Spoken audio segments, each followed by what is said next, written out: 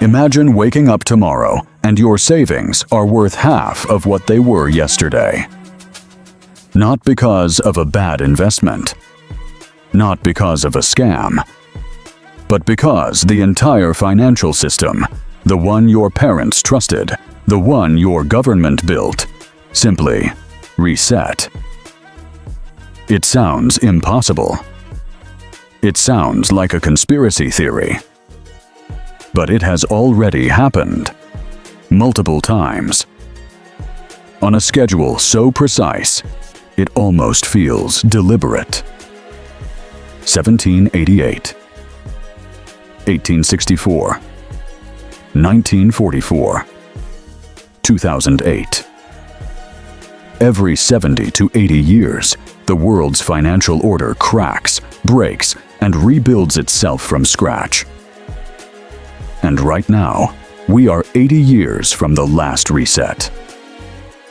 The question is not if it happens again. The question is, do you know what comes next? To understand the cycle, you need to understand one uncomfortable truth about money. Money is not wealth. Money is a promise. A promise that a government makes. A promise that a bank enforces. A promise that society agrees to believe in.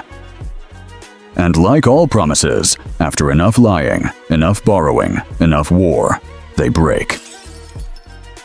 Ray Dalio, one of the most successful hedge fund managers in human history, spent decades studying economies across 500 years and 30 countries. His conclusion was startling. Every major empire, the Dutch, the British, the American, followed the same arc. Rise. Dominance. Overextension. Collapse. Reset. And the average time between the peak of one order and the birth of the next? Roughly 80 years. One long human lifetime. Long enough that the people who survived the last crisis are dead. And the people now in charge have never seen one. Think of the financial system like a massive game of Monopoly. At the start, everyone has some cash. The properties are cheap. The game feels fair. But as the game goes on, one player starts buying everything. The rent goes up. The poorer players go into debt just to stay in the game. The banker starts bending the rules. And eventually, nobody can afford to land anywhere. The game doesn't end because someone wins. It ends because the other players flip the table. That is a debt cycle reset. Now, Dalio identifies two types of cycles. The short-term debt cycle, roughly 8 to 10 years. That's your standard recession and recovery. The business cycle most economists talk about, but nested inside that is the long-term debt cycle, 50 to 80 years. And that one doesn't end with a recession. It ends with a restructuring of the entire financial order. Here is how it works. Phase 1. The rise. A new system is born from the ashes of the old one. Currency is backed by something real. Gold, land, productivity. Trust is rebuilt. Credit expands slowly. The economy grows. A middle class forms. Phase 2. Dominance. The system matures. The dominant nation exports its currency globally. Other countries hold it as reserve. Debt grows, but so does wealth. Life is good. People forget the last crisis. Phase 3. Overextension. This is where it gets dangerous. The dominant power starts spending more than it earns. Wars. Welfare. Political promises. It prints money to cover the gap. The currency slowly degrades. Debt reaches levels that can never, mathematically, be repaid. Phase 4. The breakdown. A trigger event hits. could be a war, a financial panic, a default, and suddenly the entire system loses credibility. Wealth transfers at a scale most people cannot comprehend. The old order collapses. A new one begins negotiations. This is the reset. And it has happened with terrifying regularity throughout all of recorded history. Let's walk through the three most important resets of the modern era. Reset 1, 1788. The French monarchy spent itself into oblivion, funding the American Revolution. Debt reached 100% of GDP. Bread prices spiked 600%. And in 1789, the people didn't file a complaint. They took heads. The French Revolution was not just a political event. It was a debt crisis, wearing a political costume. Across the Atlantic, the new American Republic was doing something radical, building a financial system from nothing. Hamilton's National Bank, government bonds, a currency backed by institutional trust, not royal decree. A new order, born from the ashes of the old one. Reset 2, 1864. The American Civil War nearly broke the U.S. financial system. The Confederate dollar became worthless overnight. A preview of what happens when a currency loses the war it was printed to fund. Meanwhile, in Europe, the Franco-Prussian War reshuffled power. Germany unified. The gold standard spread globally. Britain sat at the center of a new financial empire, built on industrial dominance and colonial extraction. Another reset, another new order.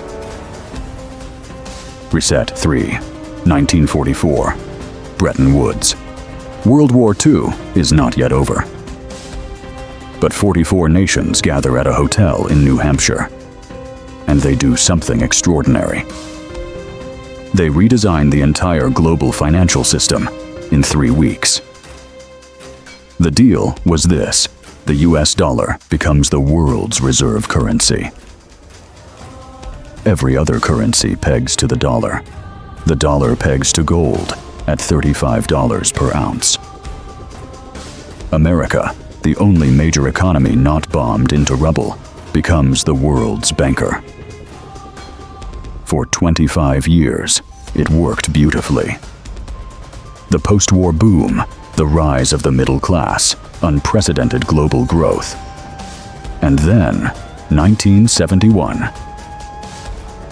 Nixon, facing war debts, rising inflation, and a run on gold reserves.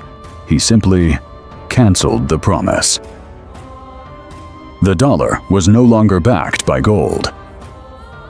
It was backed by nothing, except American military and economic dominance. And the long, slow degradation of the current financial order began. 2008 was not the reset. 2008 was the warning tremor. The real question is what comes after the tremor. Here is what makes this terrifying in the present moment. The United States currently carries over $34 trillion in national debt.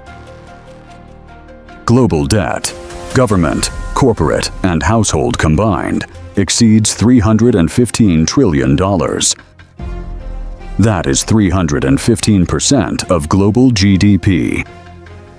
In every previous long-term debt cycle, this is the phase just before the breakdown. The warning signs are already visible. De-dollarization, countries trading in yuan, rupees, rubles, bypassing the dollar entirely. BRICS nations building alternative payment systems. Central banks buying gold at the fastest rate since 1967. History does not repeat. But as Mark Twain once said, it rhymes, and right now, it is rhyming loudly. The people who understand the cycle, Dalio, Jim Rogers, certain central bank governors are not panicking. They are repositioning. Because in a reset, wealth does not disappear, it transfers. From those who don't understand the cycle to those who do. So what do you do with this information? First, understand that this is not doom. Every reset in history eventually produced a new order, often a better, more stable one. The question is the transition period, which can last a decade and devastate unprepared populations. Second, study what preserved wealth across previous resets. Hard assets, gold, land, productive skills. Businesses with real output, things that hold value when the promise of money breaks down. Third, watch the signals. When central banks buy gold, pay attention. When reserve currency dominance starts cracking, pay attention. When debt levels become unpayable and politicians stop talking about it, pay very close attention.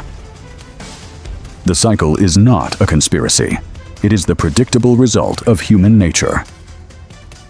Greed. Short-term thinking. The refusal to face hard truths, playing out across generations. Every 80 years, the table gets flipped. The last reset was 1944. Do the math. If the financial system resets in your lifetime, and history says it will, are you positioned to survive it, or are you the one who loses everything when the table flips? Tell me in the comments, what do you think the trigger will be this time? And if you want to watch more videos, click on these.